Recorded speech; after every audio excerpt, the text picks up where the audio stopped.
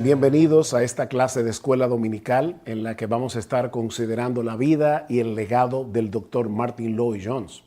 Dice en Hebreos capítulo 13, versículo 17, acordaos de vuestros pastores que os hablaron la palabra de Dios, considerad cuál haya sido el resultado de su conducta e imitad su fe. Debemos escuchar a estos siervos predicar, pero también debemos conocer su vida, debemos conocer su conducta para poder imitar su fe.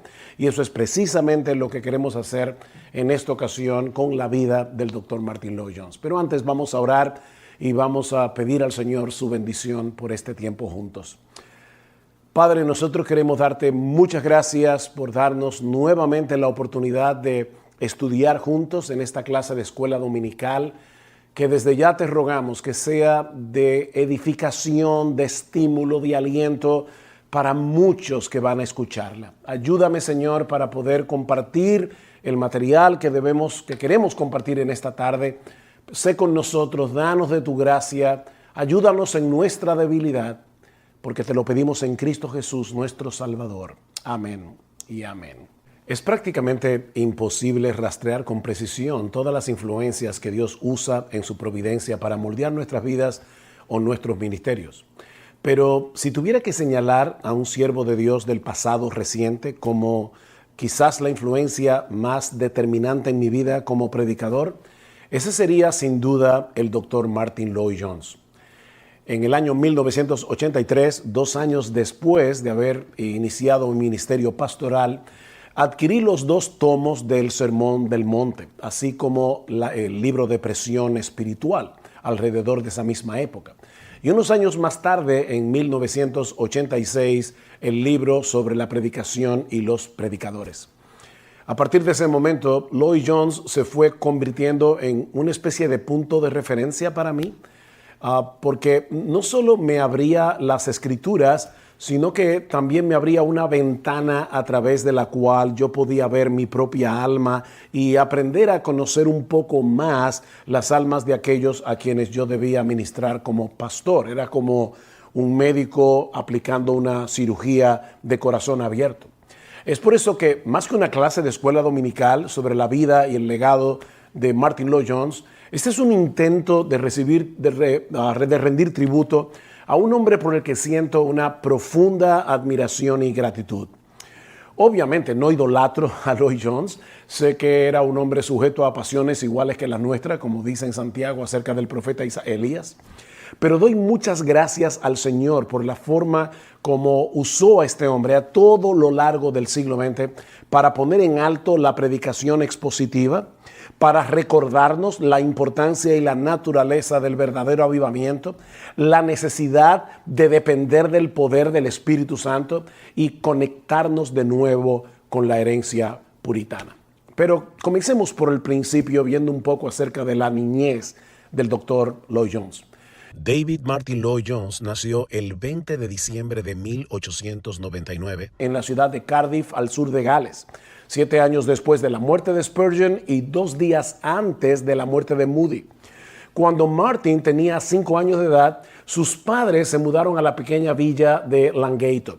Esta villa había sido testigo de grandes avivamientos en el pasado reciente entre los metodistas calvinistas.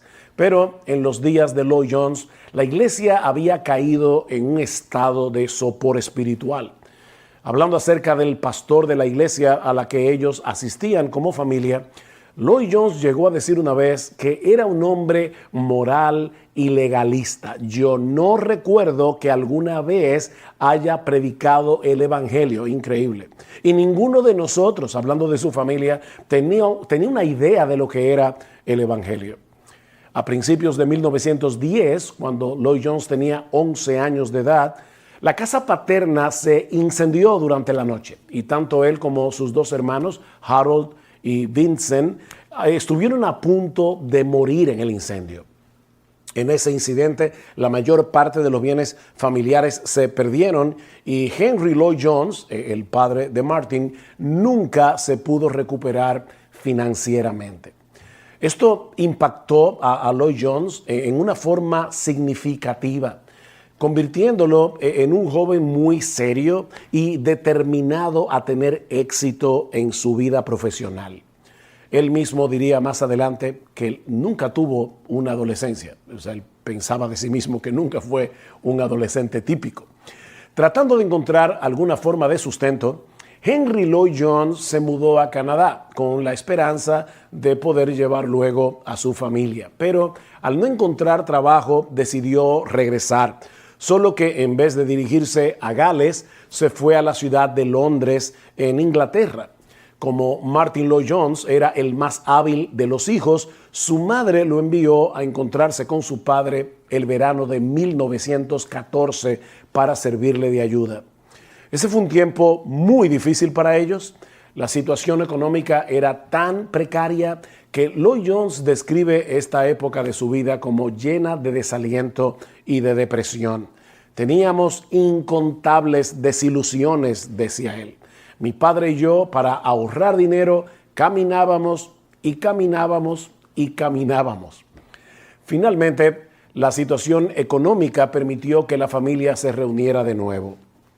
Lloyd-Jones concluyó sus estudios de bachillerato a los 16 años de edad para iniciar a esa edad la carrera de medicina.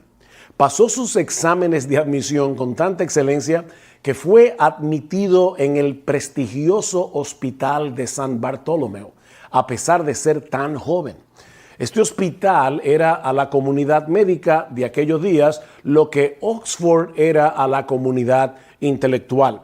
Este fue un logro tan inusual que la noticia de este joven de 16 años admitido en la Facultad de Medicina fue publicada en un periódico de Langate. Se graduó de cirujano a los 21 años de edad, aunque como era tan joven tuvo que esperar para graduarse 2 años más. Su capacidad era tal que Sir Thomas Horder, médico del rey de Inglaterra y uno de los más eminentes doctores de la época, lo empleó como su asistente. Horder dijo de él que era el pensador más agudo que alguna vez haya conocido.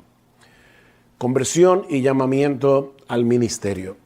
En lo tocante a su vida espiritual, tanto Martyn como sus 2 hermanos habían profesado la fe en la iglesia metodista calvinista de Langate, a donde ellos asistían, antes de mudarse a Londres en 1914. Y una vez establecidos en Londres, continuaron asistiendo a una iglesia de la misma denominación, donde Martyn incluso llegó a ser superintendente de la escuela dominical a los 18 años de edad. Sin embargo, al cumplir los 20, Lloyd-Jones se dio cuenta que realmente no era cristiano. En su libro La predicación y los predicadores, él dice lo siguiente al respecto. Durante muchos años creí que yo era cristiano cuando en realidad no lo era. Y recuerden, a pesar de que era miembro de una iglesia a la que asistía regularmente domingo tras domingo. Lo que yo necesitaba, dice Lloyd-Jones, era una predicación que me convenciera de pecado y que me hiciera ver mi necesidad y me llevara a un verdadero arrepentimiento, pero nunca había oído hablar de esto. Lamentablemente, se puede decir lo mismo de muchas iglesias en el día de hoy. Todo eso cambió en algún punto entre 1921 y 1923. El Espíritu de Dios trajo tal convicción sobre él de la veracidad del cristianismo que de inmediato se sintió compelido a predicar el Evangelio. En 1925, Lloyd-Jones fue invitado a hablar en una sociedad literaria y de debates donde dio un discurso titulado La tragedia del Gales moderno y en el cual mostró la sorprendente capacidad de análisis que luego sería tan evidente en su predicación. La prensa lo alabó como uno de los galeses más brillantes de Londres y algunos comenzaron a preguntarse si la práctica de la medicina era el lugar más apropiado para él. Lo que ellos no sabían era que Lloyd-Jones ya tenía una lucha con esa misma pregunta. De hecho, fue una decisión tan difícil para él que Lloyd-Jones rebajó como 20 libras en los últimos 18 meses de su vida. Para ese tiempo, Martyn se había involucrado en una iglesia metodista calvinista a la cual asistía Tom Phillips, un oftalmólogo muy famoso cuya hija, Bethan, también estaba a punto de graduarse como médico. desde la primera visita que Lloyd Jones hizo a esta iglesia años atrás, había puesto sus ojos en ella, pero no fue sino hasta ese momento en que se comprometieron. Lloyd Jones tenía la preocupación de que si le decía a Bethan sus planes de dejar la medicina para irse al ministerio pastoral, que ella lo rechazara. Sin embargo, para su sorpresa, cuando le comentó acerca de sus planes, ella no puso ninguna objeción. Unos 3 meses antes de su boda, Martyn Lloyd-Jones había sido invitado a predicar en la iglesia de Bethlehem Forward Mission en Sandfields, en Aberabon, al sur de Gales. Y quedaron tan impactados por la claridad, el poder y la lógica de su mensaje, que no solo le pidieron que los visitara de nuevo, sino que finalmente le solicitaron que fuera su pastor, invitación que Lloyd-Jones aceptó. Esta decisión causó tanta sorpresa que fue comentada en varios periódicos londinenses. Mucha gente no podía entender cómo un profesional con un futuro tan brillante había tomado la decisión de venir a ser el pastor de una iglesia ubicada precisamente en el poblado de Sandfields, con muy poco nivel educativo y con una muy mala reputación moral. Alguien escribió en esa época que Sandfields era el lugar para el jugador, la prostituta y el publicano. Sin embargo, allí se fueron Martyn y Bethan luego de su luna de miel a principios de 1927. Lloyd-Jones tenía 28 años de edad. Al inicio de su ministerio, algunos ministros ordenados de la iglesia presbiteriana se sentían recelosos por el hecho de que Lloyd-Jones no tenía ninguna preparación teológica formal. Él era médico, mientras que los médicos locales tampoco estaban muy contentos porque pensaban que él había ido allí a mostrar su superioridad y a arrebatarles a sus pacientes. Pero poco a poco los prejuicios comenzaron a desvanecerse y la iglesia comenzó a crecer. Hombres y mujeres reconocidos por su impiedad eran convertidos por el poder del Espíritu de Dios, mientras Lloyd-Jones se dedicaba a predicar expositivamente la palabra de Dios, versículo por versículo. Y son muchas las historias que podríamos contar de conversiones extraordinarias, sorprendentes, pero déjenme limitarme únicamente a relatar 2. Había un hombre en la villa de Sandfield, un hombre tan y tan cruel y tan violento que en una ocasión, porque su perro se comió su comida, lo llevó a la cocina y lo decapitó. Ese hombre fue invitado a ir a la iglesia donde Martyn Lloyd-Jones estaba predicando, y con la primera predicación que escuchó del doctor Lloyd-Jones, este hombre se arrepintió de sus pecados y se convirtió al Señor. Otro ejemplo impresionante fue de una medium espiritista. Resulta que esta mujer se ganaba la vida como medium en ese lugar, y sin embargo en una ocasión enfermó.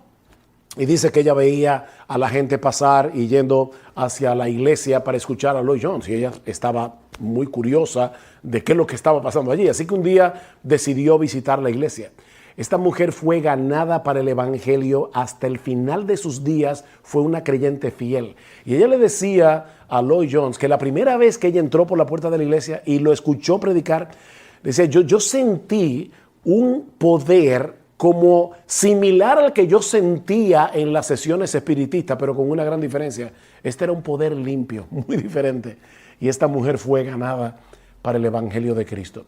Siendo galés de nacimiento, Lloyd-Jones conocía muy bien el carácter emotivo de los galeses, algo que muchos predicadores aprovechaban, predicando con un estilo muy emocional para lograr supuestas conversiones que generalmente no duraban mucho tiempo.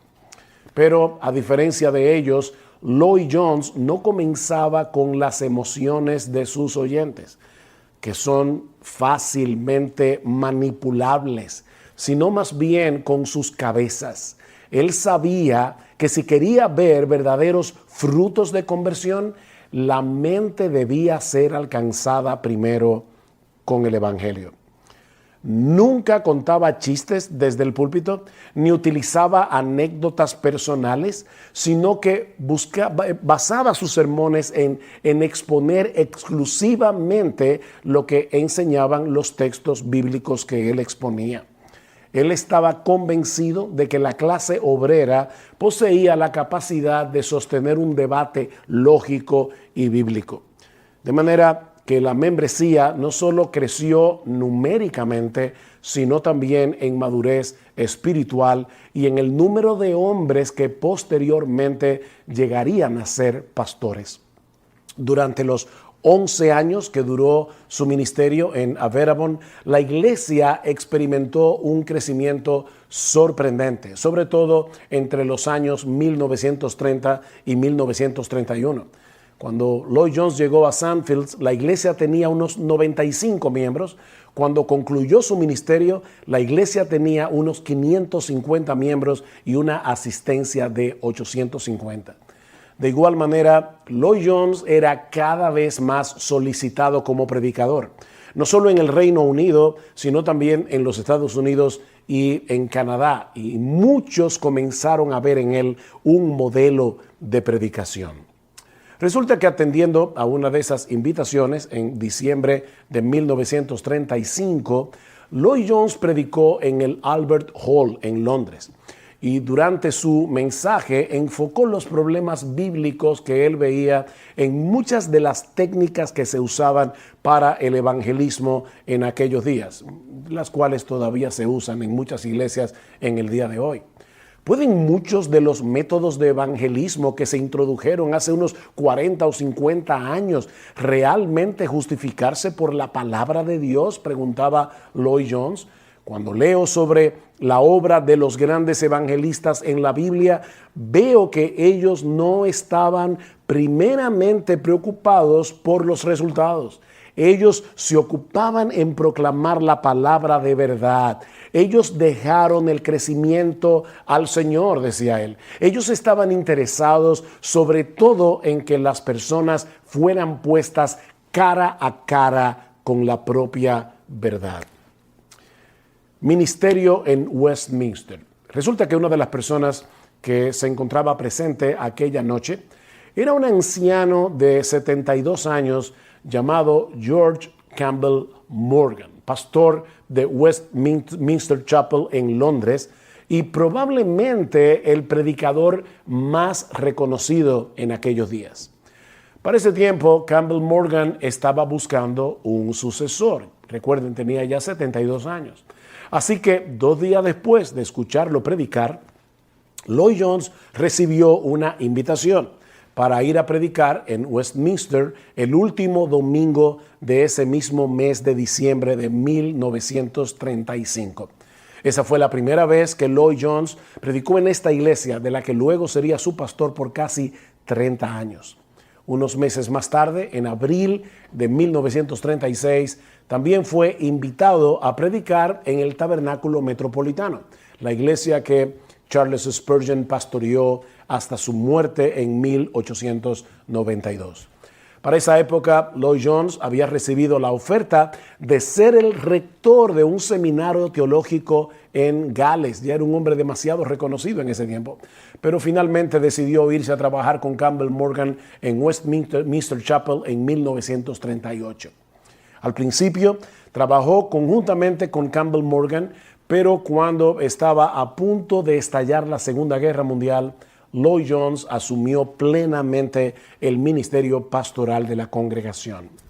Fue un periodo muy difícil para Inglaterra, tanto en sentido económico como emocional, algo que también afectó a los miembros de la iglesia. Pero aún así, continuaron llevando a cabo sus servicios los domingos casi con normalidad. Debido a que el edificio de la iglesia, Westminster Chapel, estaba situado muy cerca del Palacio de Buckingham y otros edificios importantes del gobierno de Inglaterra, constantemente estaban en peligro de ser alcanzados por el bombardeo de los alemanes. En 1944, Una bomba explotó a unos pocos metros del edificio, cubriendo al predicador y a la congregación de polvillo blanco.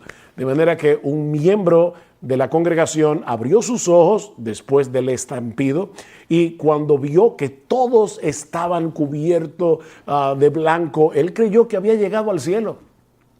Cuentan que cuando caían las bombas durante su predicación los domingos, Lloyd Jones se detenía hasta que pasaba el ruido y luego continuaba predicando como si nada hubiera sucedido. Un ministerio más amplio.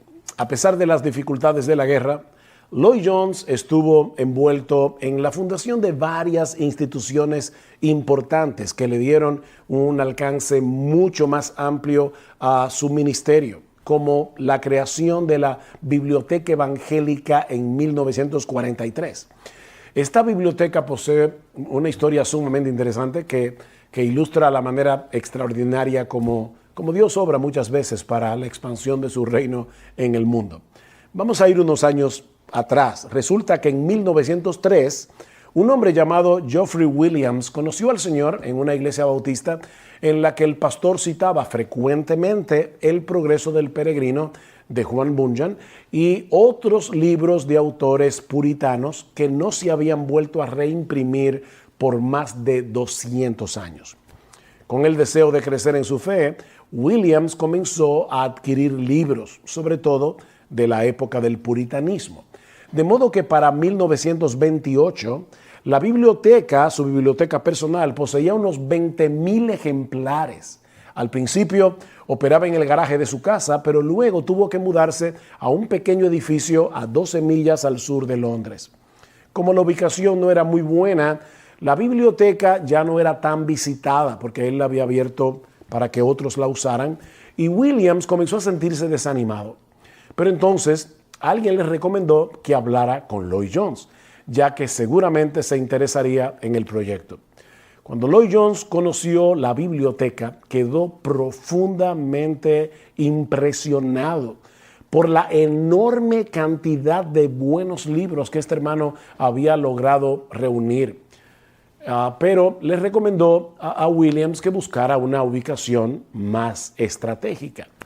Finalmente, la Biblioteca Evangélica, como se llamó, abrió sus puertas en enero de 1945 en la ciudad de Londres. Ahora, el alcance que esto tuvo en la providencia de Dios es sencillamente imposible de cuantificar, como veremos en un momento, porque otra cosa sucedió en este momento. Resulta que un grupo de jóvenes comenzó a asistir a Westminster Chapel, entre los cuales se encontraba un joven de 24 años llamado J.E. Packer, quien estuvo asistiendo regularmente cada domingo entre los años 1948 y 1949.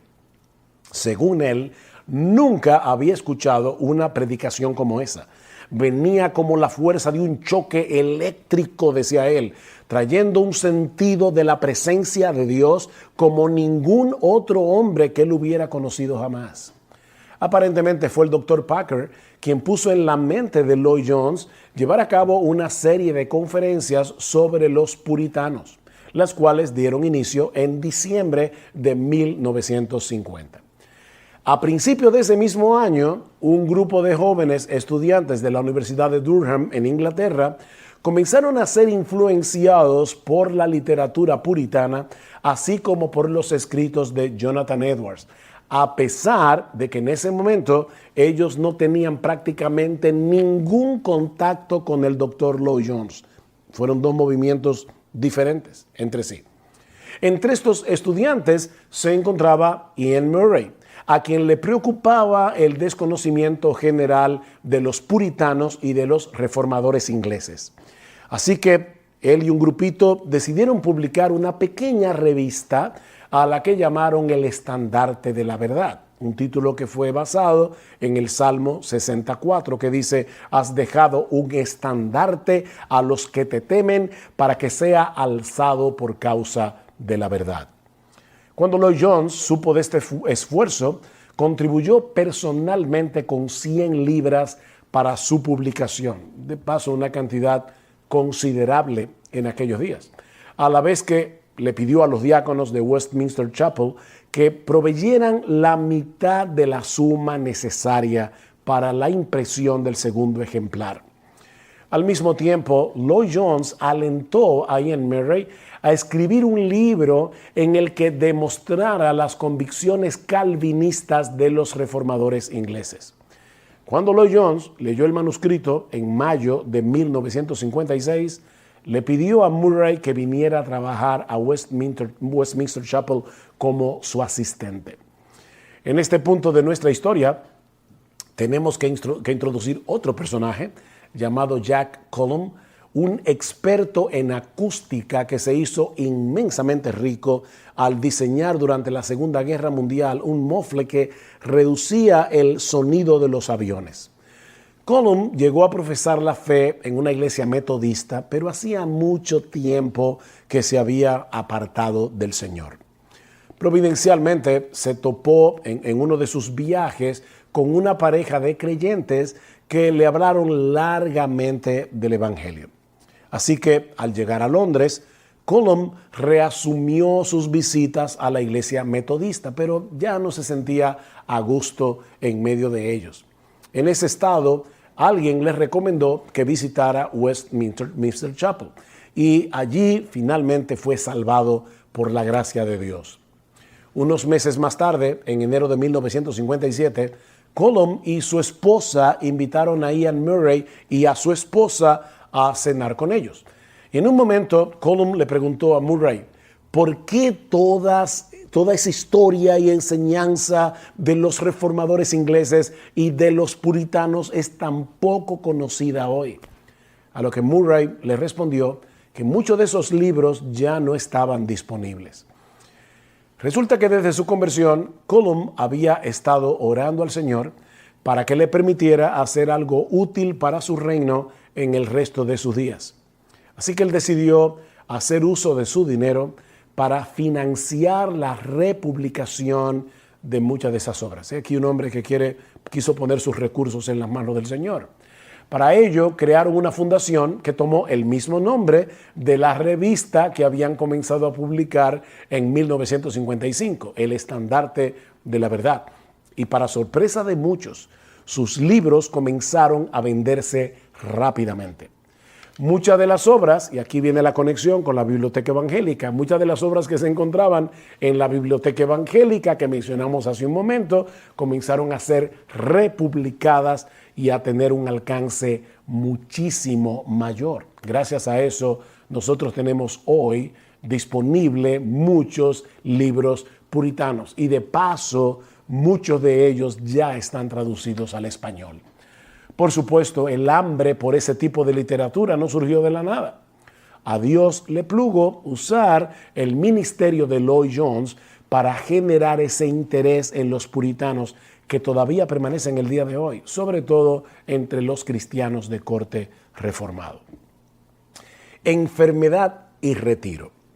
El ministerio de Lloyd Jones continuó ejerciendo una influencia cada vez más amplia, pero Dios tenía otros planes para él en los próximos años. A principios de 1968, teniendo precisamente 68 años de edad, el doctor, como lo conocían, ¿verdad?, el doctor Lloyd Jones, fue admitido en un hospital en Londres por molestias intestinales, pero descubrieron que padecía cáncer de colon. Y aunque la operación fue exitosa, era evidente que el doctor no podía continuar su ministerio como lo había venido haciendo hasta entonces. Así que se retiró como pastor de Westminster Chapel a finales de agosto de 1968.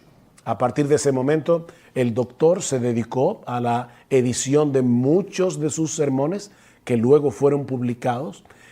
Comenzó a dar conferencias en diferentes lugares o continuó dando conferencias, pero esta vez con más frecuencia. Y también aconsejar a la enorme cantidad de personas, sobre todo de ministros del Evangelio que buscaban su ayuda.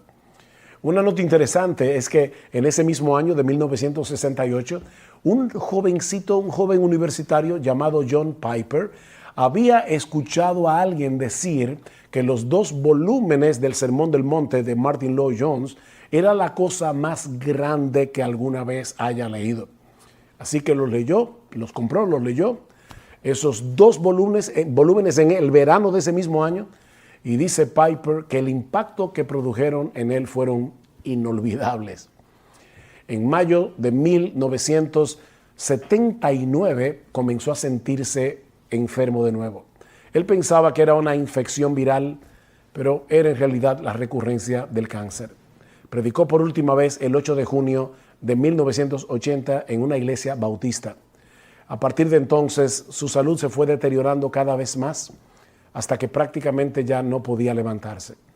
A finales de febrero de 1981, teniendo todavía toda su lucidez, escribió una nota a su familia en la que decía: no oren por sanidad, no traten de retenerme de la gloria.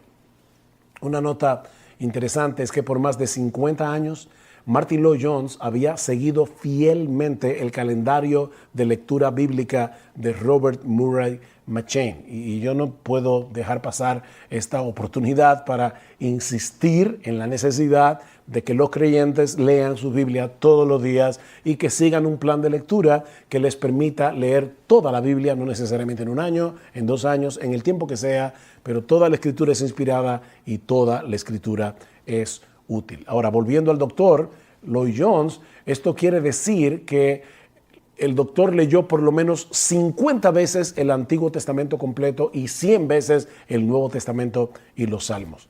Una de las lecturas que tocaba el día antes de su muerte era el capítulo 15 de 1 Corintios, el gran capítulo del Nuevo Testamento sobre la resurrección. Su hija Anne había orado con él y luego se quedó dormido. Ya no volvería a abrir los ojos en este mundo. Al día siguiente, el domingo 1 de marzo de 1981, el doctor Lloyd-Jones partió a la presencia del Señor, al cual sirvió fielmente por más de 50 años. Lecciones que aprendemos de la vida de Martyn Lloyd-Jones. No quisiera concluir esta clase sin compartir algunos aspectos del ministerio de Lloyd-Jones que haríamos bien en imitar. En primer lugar, la centralidad de Dios. En el tiempo de Lloyd-Jones, como sucede lamentablemente en el día de hoy, muchos púlpitos habían caído en mero sentimentalismo anecdótico y en una predicación moralizante. En muchas iglesias evangélicas, el mensaje del evangelio se reducía a decir a los incrédulos que el perdón de sus pecados estaba a disposición de cualquiera que hiciera una decisión por Jesús. Pero Lloyd-Jones veía el asunto desde una perspectiva muy diferente. La Biblia, decía él, es el registro de la actividad de Dios. Dios es el actor, Dios es el centro, todo es de Dios, viene de Dios y retorna a Dios. Es Dios quien habla, es Dios quien actúa, es Dios quien interviene, es Dios el que origina y el que planifica todo en todo lugar. Nos recuerda Romanos 11:36, ¿verdad? Porque de Él y por Él y para Él son todas las cosas, a Él sea la gloria por los siglos. Amén. Una de las cosas por las que debemos orar al Señor es que siga levantando hombres que en sus vidas y en sus ministerios tengan a Dios en el centro. En segundo lugar, la centralidad de la predicación. Lloyd-Jones no solo estaba convencido de la autoridad y el poder intrínsecos de las Escrituras, sino de que la predicación expositiva de la palabra era el medio primordial escogido por Dios para salvar a los perdidos y edificar a la iglesia. No en balde este hombre se pasó casi 14 años predicando la carta de Pablo a los romanos versículo a versículo y unos 10 años predicando la carta de Pablo a los efesios. El predicador debe dejar que la palabra de Dios sea escuchada y eso solo es posible cuando exponemos lo que el texto realmente dice. Es por eso que Lloyd-Jones no duda en afirmar que la necesidad más urgente en la iglesia cristiana de hoy es una predicación fiel. De hecho, en su libro La predicación y los predicadores, Lloyd-Jones dedica todo un capítulo para probar por la historia por la Biblia y por la historia de la iglesia, que la predicación no tiene sustituto. Y yo recuerdo cuando leí ese libro por primera vez, me sentí profundamente impactado por esta perspectiva de la primacía de la predicación, que se evidencia a través de todo el libro. Pero el impacto fue más profundo al leer el capítulo titulado Los peligros y el romance, que en español se tradujo el encanto de la predicación. Al concluirlo, casi no podía soportar el anhelo de que llegara el domingo para pararme detrás del púlpito otra vez. Lo increíble es que volvió a sucederme lo mismo, cuando leí de nuevo el libro traducido al español unos 20 años más tarde. Nunca antes había escuchado a nadie hablar acerca del romance de la predicación. Escuchen a Lloyd Jones. El romance de la predicación. No hay nada igual. Es el trabajo más grande del mundo, el más emocionante, el más apasionante, el más gratificador, el más maravilloso. No conozco nada con que se pueda comparar la sensación que tiene uno al subir los escalones del púlpito con un sermón nuevo, un domingo por la mañana o por la noche, especialmente cuando sientes que tienes un mensaje de Dios y anhelas comunicarlo a la gente. De paso, ahora recordé que en una ocasión le preguntaron a Lloyd Jones que por qué había dejado la medicina para dedicarse a ser pastor, a ser predicador. Y él decía, porque yo estoy ahora más preocupado por las personas, no por sus enfermedades. Para Lloyd Jones, la predicación no era otra cosa que teología.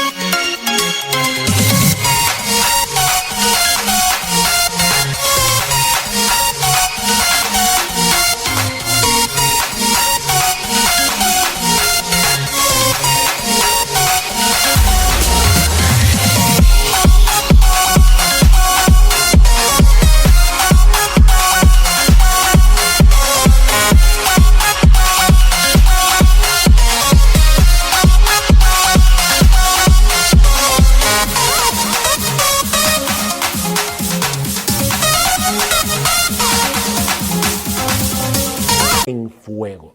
Una teología sin pasión es una teología deficiente, decía él. La predicación es teología que viene a través de un hombre fervoroso. En tercer lugar, la centralidad del Evangelio de Cristo en la predicación. Y este es otro énfasis que nunca debemos perder de vista. No importa de qué sección de la Biblia prediquemos, Antiguo o Nuevo Testamento. Cristo y este crucificado debe ser el gran tema de nuestra predicación. ¿Saben por qué? Porque es el gran tema de la Biblia. La verdad acerca del Señor Jesucristo, afirma Lloyd Jones, es el hecho central y más estupendo de la historia de la redención. Destaca como el evento único en toda la historia.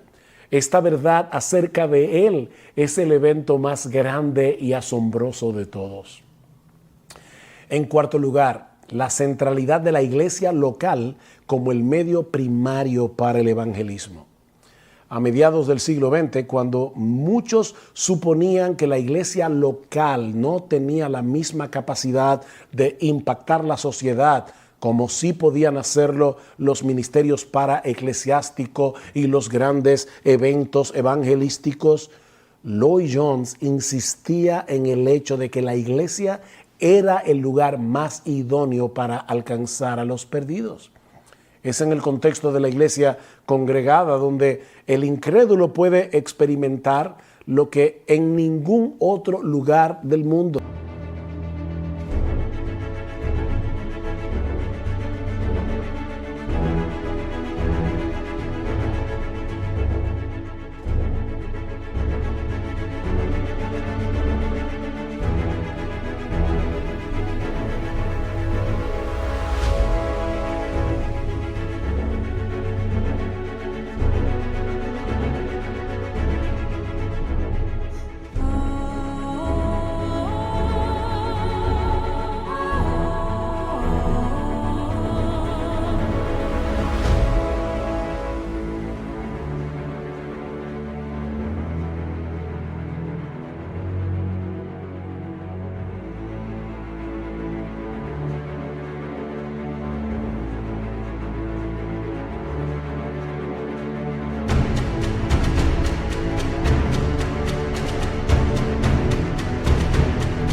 como dice Pablo en 1 Corintios 14:25. Dice que los secretos de su corazón quedarán al descubierto y él se postrará y adorará a Dios, declarando que en verdad Dios está entre vosotros en la iglesia. En quinto lugar, Lloyd Jones resaltaba la necesidad de un avivamiento. Él estaba muy preocupado por la aridez espiritual que se podía palpar en la vida de muchos cristianos. De ahí que su clamor por un avivamiento producido por la obra sobrenatural, no manipulada por el hombre, por la obra sobrenatural del Espíritu de Dios, viniera a ser una de las marcas dominantes de su ministerio. Si bien Lloyd Jones criticaba a los carismáticos por su énfasis en la experiencia en desmedro de la doctrina, también criticaba el intelectualismo en el que habían caído muchos en el mundo reformado y que parecía menospreciar el aspecto experimental de la vida cristiana. Para Lloyd Jones, el gran peligro de la iglesia en la actualidad es intentar hacer la obra de Dios sin el poder energizante del Espíritu Santo. Su esposa Bethan dijo de él una vez que si alguien quería saber quién era realmente su esposo, ella lo describiría como un hombre de oración y como un evangelista. En conclusión, lo que hemos visto hoy son apenas, de verdad, algunas pinceladas de la vida y ministerio del Dr. Martyn Lloyd Jones. En pleno siglo XXI, su legado sigue siendo tan relevante como lo fue para la generación que tuvo el enorme privilegio de escucharle de primera mano. Siendo un vaso de barro, como todos nosotros, el poder del evangelio fue evidente en la predicación de este hombre, no por sus propias capacidades innatas, sino por la obra del Espíritu en él. Oh, que el Señor nos conceda ver levantarse un ejército de hombres como estos para la gloria de su nombre y para el bien de su iglesia. Vamos a orar una vez más. Padre, nosotros queremos darte muchas gracias por la vida del Dr. Martyn Lloyd Jones. Fuiste tú que lo salvaste, fuiste tú que decidiste usarlo para la gloria de tu nombre y para el bien de tu pueblo hasta el día de hoy. Oh Señor, pero no queremos quedarnos en tener una historia meramente anecdótica en nuestras mentes de lo que fue la vida y el ministerio de este hombre. Ayúdanos, oh Señor, ayúdanos a serte fieles. Ayúdanos a depender del Espíritu Santo. Oh Señor, envía un verdadero avivamiento espiritual en medio de tu iglesia en nuestra generación. Que nosotros podamos seguir viendo cómo se levantan hombres aquí en nuestra propia región, en América Latina, que prediquen tu palabra con poder, que prediquen tu palabra fielmente para la salvación de los perdidos y para la edificación de tu iglesia. Y al final de cuentas, oh Señor, solo tú mereces la gloria por lo que tú haces a través de hombres pecadores que te sirven. Somos vasos de barro, tenemos un tesoro en vasos de barro para que la excelencia del poder sea tuya y no nuestra. Alabado sea tu santo y bendito nombre, en el precioso nombre de Cristo.